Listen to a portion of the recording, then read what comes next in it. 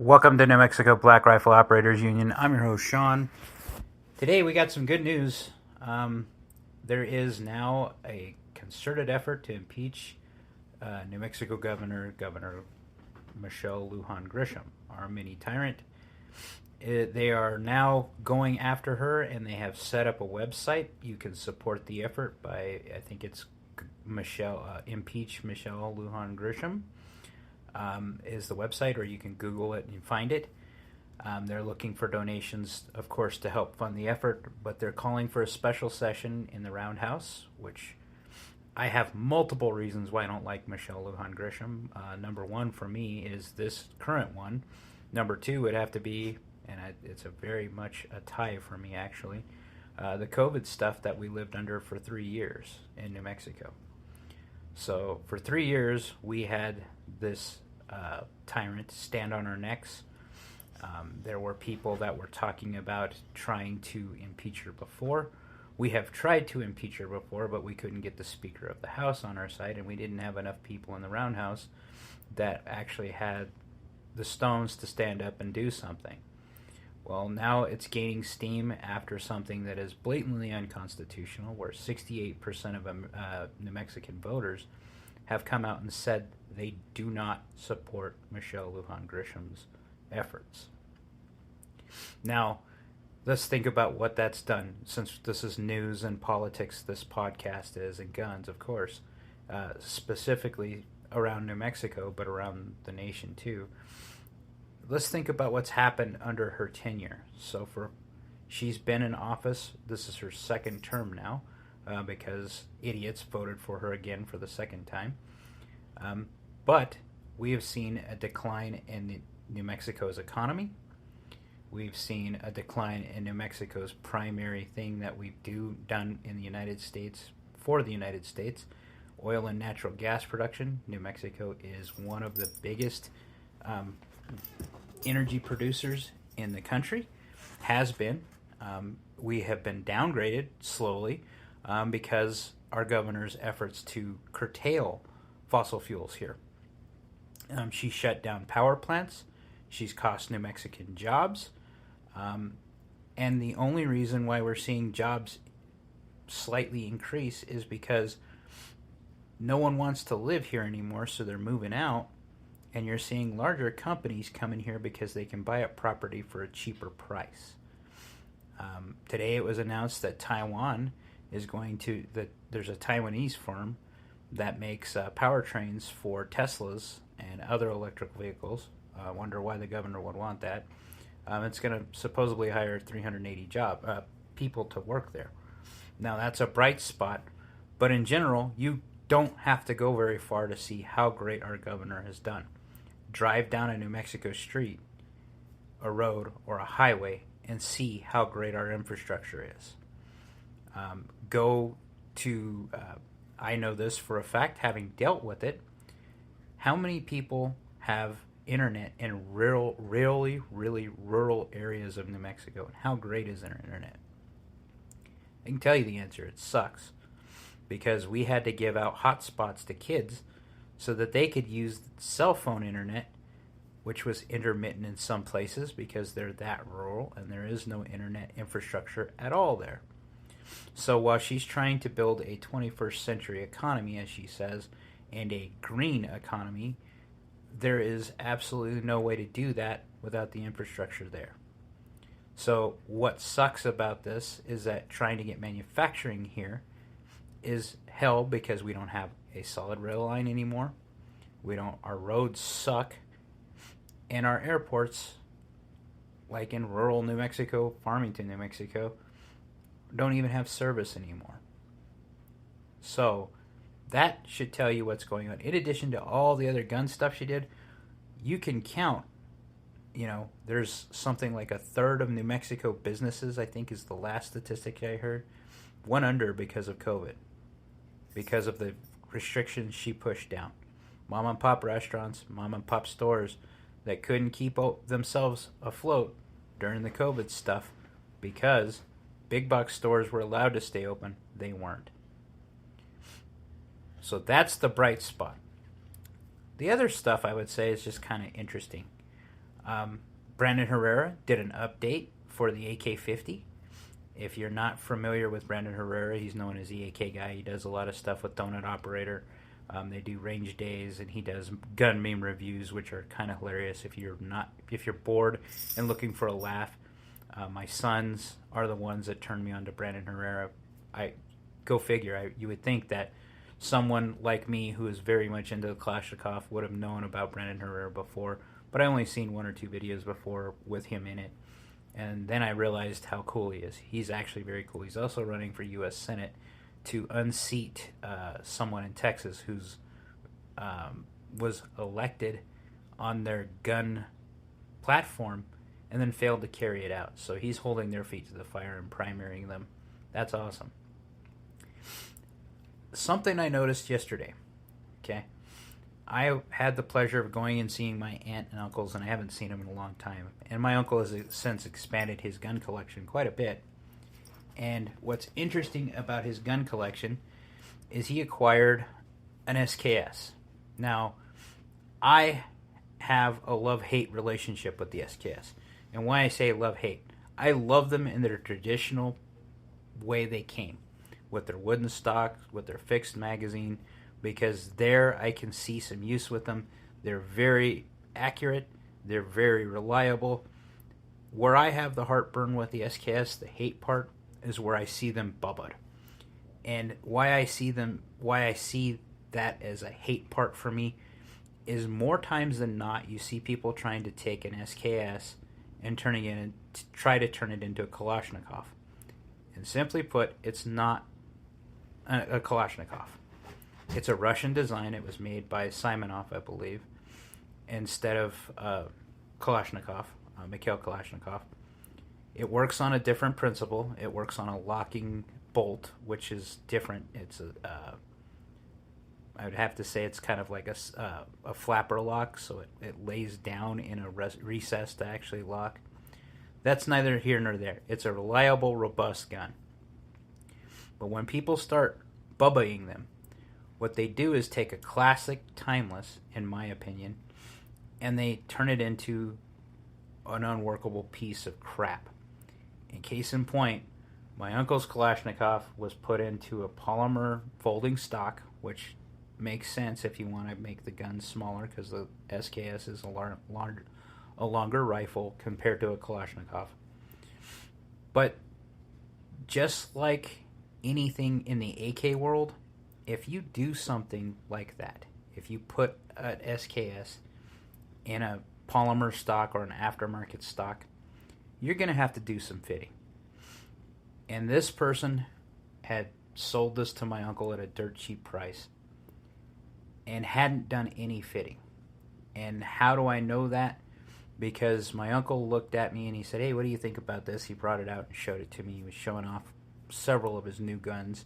He's got some really good ones to add that he added to his collection, and a very nice safe to lock them all up.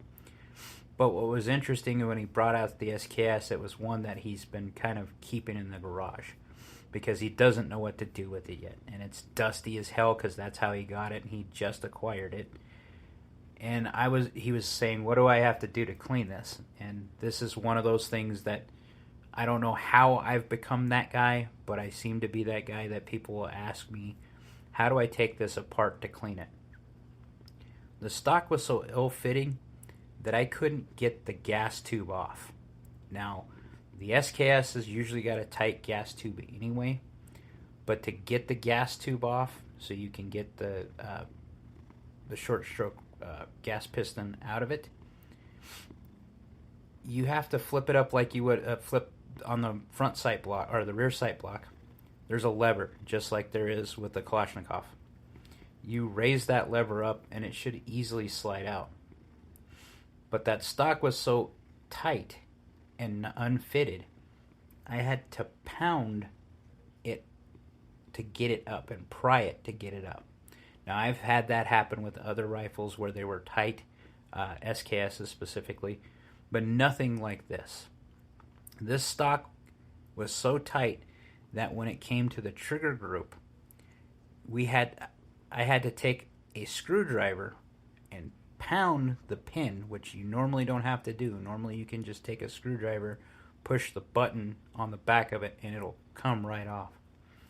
So what I told my uncle was to take some fine sandpaper, do some, fitting on it, because my uncle's a carpenter and he's very good at this stuff, and now that he's retired, I definitely can see my uncle doing that stuff. And to see where the high spots are inside the stock and maybe fit them with like a very lightly with a Dremel is what I told him. And then the gun should be able to be put together and work better. Now this one had been so bad. Now my friend Dexton, who is an SKS fiend, he has some that someone gave him that are bubbaed, and I don't think he messes with them very much. But he likes the originals, I think, a hell of a lot more.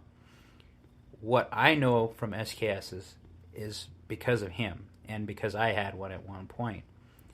And I have seen Dexton go years without cleaning an SKS, like doing a deep cleaning in the SKS. Not because he didn't want to, because he wanted to see what it would do. And when he finally took it apart, it was cleaner than this gun that my uncle had. I could barely get the piston, the short stroke piston, to move in the gas block, which told me that there's enough fouling in that it needs to be soaked. And I told my uncle what to do, to soak it with some hoppies, and get all the carbon off of it, because it was really, really gunked up. The other thing was the short stroke part that's actually in the sight block, the rear sight block. It wasn't moving as freely as it should, which is funny because it actually, if you tilt the release handle for the gas tube too much, it'll actually allow that piston to come, that part of the piston to come out with its spring, and it shot across the room. So my uncle laughed. He's like, "Whoa, I didn't know that would do that." And I was like, "Yeah, I haven't ever had one fly like that." But anyway, I tried to get the rear dust cover off so we could get inside and look and see what else was there. And that's where I realized that this thing needs more TLC. We took some oil, put it on the rear pins so that it will move, because I couldn't get it to move yesterday at all. And that after getting it out of its stock. Now, that's where I'm going with the Bubba stuff. Is it's all fine and dandy if you want to make your gun cool. And it's my personal preference with the SKS to keep it in its original guise. If you try if you're trying to improve it, you want the ergonomics of those stocks, rock on. But I would give you one piece of advice, just like I do with everyone that messes with an SKS or an AK, is take your time. It's cool to put it together and get it rolling or make it look cool. But if you don't take the time to fit those pieces, you're just making the gun unusable. This stock was so ill-fitted that the SKS has a 10-round boxed fixed magazine that you load from the top with stripper clips. But one of the cool features of it is that to unload it, you can pull the magazine release, which just releases the floor plate of it, and you can swing it forward and then drop the rounds out. This stock was so tight you couldn't do that. It would not allow you to move that floor pin or that floor plate at all, which tells me that, again, the stock wasn't fitted. And what I mean by improving your quality of life is what I just said, one of the features of the SKS. Now, I have had SKSs, and I had 30 round, those, I call them duckbill AK mags. And what I noticed about those is they suck. And why I say they suck is because if you're under stress and you're trying to load that, first the mag release is really, really stiff, and you have to hold it back while you're trying to do a mag change. So if you're under fire or taking cover, then you have to find that little slot because you have to tow it in. But this toe is really, really long in front of the magazine, and it's actually welded to the magazine well for these. They take an AK mag and they will weld a piece of strap steel to the top, and then they cut a notch in it so that it will toe in and lock like an AK, because that's how the magazine, the fixed magazine, affixes to the gun. Is there's a toe in and the stock tension, and when the tension of the upper receiver connected to the trigger group cause that fixed magazine to stay where it's supposed to be. Well, that same thing will have to happen with the SK, or with the duckbill AK mags, is when you take that mag out, that fixed mag out, that's all you have to do to use the duckbill magazines. You're going to be using that toe in the front that holds the fixed magazine in, and that is very narrow, meaning there's a very narrow gap for that piece of strap still to fit in. And then I've seen them wobble.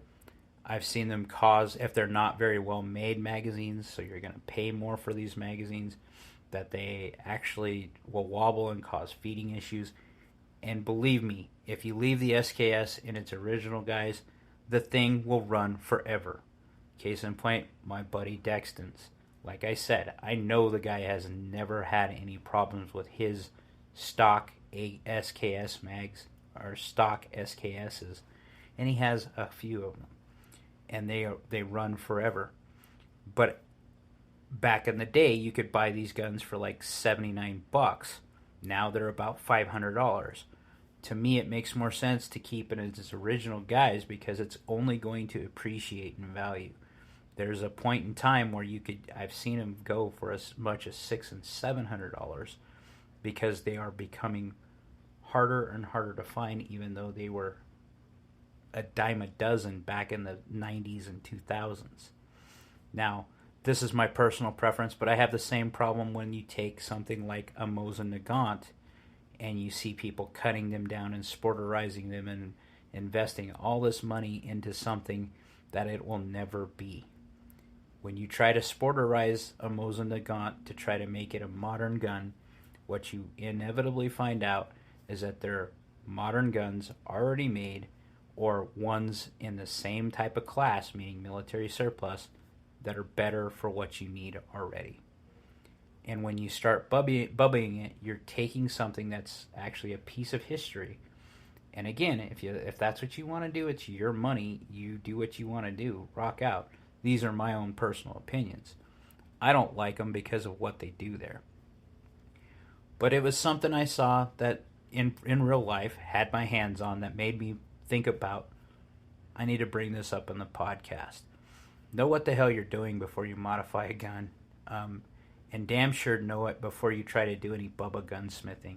Because if you don't know what you're doing and you're starting to get into the receiver or the bolt carrier group and you start messing around with that stuff, you have the very big potential of causing a big kaboom, and then you're going to be either hurt or killed because you were messing around with something you didn't know what you're doing with. So again, find a mentor if you're going to try to do any of those things that has actually done it and has some experience, because this is one of those things when you're containing mini explosions in front of your face, you should probably know what the hell you're doing before you try to go ahead and do something.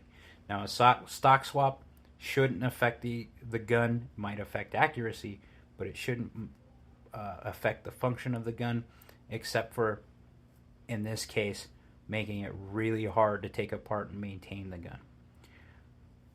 Those are my ideas for the day. If you haven't heard everything else, it's not really a big deal. There's nothing been going on in the news other than the continued battle, culture war battle stuff that no one really cares about anymore because we're all tired of it. Like, share, subscribe, be great.